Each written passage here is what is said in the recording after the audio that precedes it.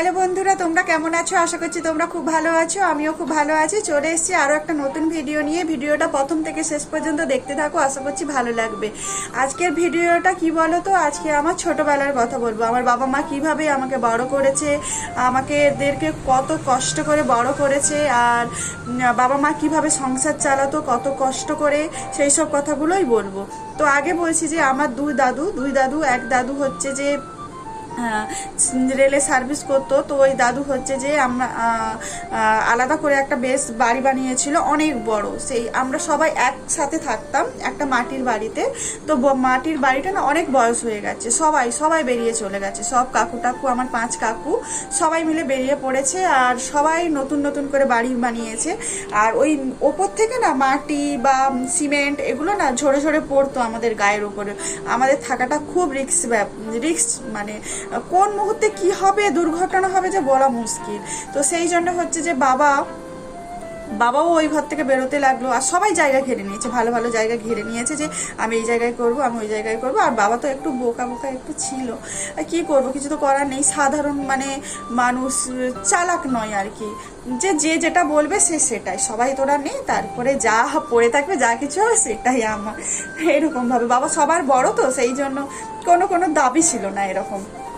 তো আস্তে আস্তে হচ্ছে যে বাবা বেরিয়ে হচ্ছে যে ওই যে বাঁশগুলো কেটে কেটে মাটি খুঁড়ে বাঁশ দিয়ে আর একটা মাটির যে কাদাগুলো দিয়ে কাদা করে ওর উপরে মানে লেপে হচ্ছে যে একটা ঘর বানালো ছোট। তো ওই ঘরের মধ্যেই আমরা ছিলাম, আর উপরে টালি দেওয়া। আর তার আগে বলছি, ক্লাস 2 পর্যন্ত কিন্তু আমাদের কোনো কষ্ট হয়নি। কেন কষ্ট হয়নি? বাবা হচ্ছে যে ব্যবসা করতো, বাবা ব্যবসায় ভালোই চলতো। আর সন্ধ্যাবেলা হচ্ছে যে কি করতো, ওই যে আমাদের ওখানে পান বরজ থাকতো না, ওই পান বরজে হচ্ছে যে পান ভাঙা হয়, ওইগুলো হচ্ছে যে বাবা লাচা যেটা বলে, ওই লাচতো বা পান গোছানো ওইটা করতো। আর মার অনেক তো গরু ছিল, 2-4টা গরু ছিল। মা গরুর হচ্ছে যে গোবরগুলো দিয়ে গুঁঠো বানিয়ে আর দুধ করে এইসব মোটামুটি ভালোই চলতো।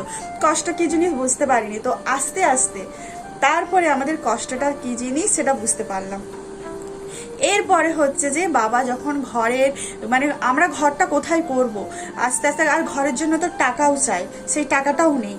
আর তখন আমার মেসো মাসি বলছে ঠিক আছে আমরা সবাই টাকা দেবো, কিন্তু ওই জায়গাটা তো ঠিক করতে হবে ঘর করার জন্য। কিন্তু মাসি মেসোরা সবাই মামা বাড়ির তরফ থেকে অনেকটাই হেল্প করেছে। তারপরে ওই ঘরটা তো ভাঙতে হবে, বিশাল বড় বাড়ি ছিল মাটির, কিন্তু সবাই বেরিয়ে চলে গেছে। কিন্তু কেউ ভাঙার, আর যে অন্য মানে লোক দিয়ে লাগিয়ে কাজ করাবে সেটার জন্য তো টাকা চাই। আর কাকুরা সবার জিনিসপত্র টালিতে উপর থেকে টালি খুলে নিয়ে চলে গেছে। আর মেঝে থেকে ইট যে বাবা হয়তো ছাড়িয়ে রাখতো, ওইগুলো সব যে যার মতো নিয়ে চলে যেত। তো বাবার এরকম করতে করতে ঘরটার, আর আমরা এত কষ্ট করে থাকতাম। বাবা বলছে আস্তে আস্তে কি বলতো, ওই ব্যবসাটার দিকে না আস্তে আস্তে মনটা না ওই ঘরের দিকে চলে এলো। আস্তে আস্তে ব্যবসাটা বন্ধ হয়ে গেল। তারপরে না কয়েকটা বছর আমরা এইভাবে কাটালাম। তারপরে কখন আমাদের বাড়িটা তৈরি করেছিল, তো বলছি 7 বছর, প্রায় এরকম 7 বছর পরে এতটা টাইম লেগেছিল বাড়িটা করতে। একটু একটু একটু করে টাকা জমিয়ে ধার করে শোধ করে আবার একটা করে বাবারটা বাড়ি বানিয়েছিল। তার আগে আমাদের সেই যে এই এতগুলো দিন, 7 বছর যেমন লেগেছিল, 7 বছরে মানে এতটাই কষ্ট পেয়েছি সে বলার নয়। সেই কষ্টগুলো তোমাদের আমি বলছি, কিছুটা বলছি, সবটা তো আর বলতে পারবো না। আর প্রথমে হচ্ছে যে ওই যে আমাদের যে ওই যে টালির মাটির ওই যে বাঁশ দিয়ে যে ঘরটা ছিল, ওই ঘরটা দিয়ে বৃষ্টি হলে ওপর থেকে টপ টপ করে জল পড়তো। আর হচ্ছে যে মেঝেতে নয়, মেঝেতে ছিলই না, মাটি, ওই যে মাটি দিয়ে না জল উঠতো। উনুন দিয়ে মা রান্না করতে পারতো না, এতটাই কষ্ট। আর মা তো বাবার উপরে একটু রেগেই যেত, সত্যি রাগাতো যে আমাদেরকে খেতে দেবে কি করে, ভাতটা যে অনেক টাইম লাগতো। এত টাইম লাগবে কি, মানে লাগলে তো হবে না। তা মায়ের কাজ আছে, অন্য কাজ আছে, আর আমাদেরকে টাইমে স্কুলে পাঠানো, আমরা স্কুল থেকে আসা, এই সব আর কি ছিল আর কি। তখন মা ভাবতো যে একটু তাড়াতাড়ি রান্না করে আমরা কোনো একটা কাজে যাই, তাহলে হয়তো বাবাকে একটু সাহায্য করা যাবে। তো হতো না। তো মা অনেক কান্নাকাটি করে হচ্ছে যে বাবাকে বলছে যে বাবাকে বলছে যে তুমি একটা স্টোভ অন্তত কিনে দাও, বর্ষার সময় যে একটা স্টোভ কিনে দাও। স্টোভটা তো অনেক কষ্টেই কেনা হয়েছিল। তারপরে তো কেরোসিন তেল দিয়ে তখন রান্না হতো, কেরোসিন তেলেরও তো দাম আছে না, এই সব করে তো মোটামুটি ওইভাবেই সংসার চলতো তখন। মানে মাছ, ডিম, মাংস এটা তো ছেড়েই দিলাম, আলু সেদ্ধ, ডাল ভাত, কোনো সবজি, মানে এই সব মানে একটু মা নিজের মতো করে সংসারটা চালিয়েছে। বাবা তো আছেই। একটা ডিম এনে, একটা কথা বলছি, একটা ডিম এনে আমরা 3 জনে খেয়েছি ভাজা করে, মা, আমি, দাদা। বাবা বলতো যে আমি খাবো না।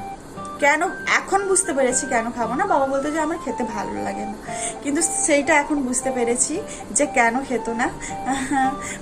তারপরে মাছ পাশের বাড়ি থেকে কেউ যে কি রান্না হয়েছে তখন জেনে 1 পিস হয়তো মাছ দিয়ে গেছে, রান্না করা মাছ, সেই মাছটা সবাই মিলে ভাগ করা। আমার এক পাশে ঠাকুমা থাকতো, প্রচুর হেল্প করেছে এইরকম টুকটাক। মানে কান্না করতাম যে মা আমি ভাত খাবো না, আমি এই মুড়ি খাবো না, রোজ রোজ ওই পেঁয়াজ লঙ্কা দিয়ে বা কোনো বাদাম, চানাচুরটা তো দূরের কথা, পেঁয়াজ লঙ্কা ভাজা যে মুড়ি। তারপরে মাংস তো এখন যেমন আমরা প্রত্যেক সপ্তাহে বা 15 দিন ছাড়া একবার, বা 15 দিন ছাড়াটা অনেক বেশি হয়ে যাচ্ছে, যে 7 দিন ছাড়া প্রত্যেক রবিবারে যে চিকেন হয়, এটা তো আমাদের মানে মাথাতেই নেই যে মাংস হবে এরকম ব্যাপার। কবে ভাবতাম যে কেউ আমাদের বাড়িতে কুটুম আসবে, তখন হচ্ছে যে আমরা মাংস খাবো। আর ইলিশ মাছ এসব, মানে তখনকার দিনের ইলিশ মাছ কি বলতো, একটা কারোর বাড়িতে ভাজলে না একটা সেন্ট আসতো, এখন যেমন সেটা নেই, তো তখন ছিল ওটা। আর এখন হচ্ছে যে মাছ মাংস যে সবই পাচ্ছি, কিন্তু ছোটবেলাটাও তো যে সুন্দর হতে পারতো সেটা হয়নি। তো তারপরে বলছি জামা কাপড়ের তো জামা কাপড় না, বন্ধুদের স্কুলে যেতাম, তখন হচ্ছে যে একজন বন্ধু বলছে পুজোর সময় আমি 7টা জামা পেয়েছি, আমি 8টা জামা পেয়েছি, আমি 4টে জামা পেয়েছি। তো আমি বছরে একটাই জামা পেতাম, সেটা হচ্ছে যে বাবা দিত। কিন্তু ক্লাস 2-এ যখন পড়ি তখন কিন্তু বাবা 2 থেকে 3টে জামা দিত। কিন্তু তারপর থেকে যে তখন বাবার হচ্ছে ব্যবসা ছিল, তো তখন বাবা দিত। তারপরে আস্তে আস্তে বাবা বছরে একটা করেই জামা দিত, তাই পুজোর সময় একটা জামা পেতাম। ওই জামাটাই হচ্ছে যে মানে সারা বছর পরতাম। আবার যখন পেতাম না, তখন জামাটাকে না নিজে নিয়ে শুতাম, যে ওই নিয়ে শোবো, শুয়ে হচ্ছে যে কতবার খুলে দেখবো, কতবার।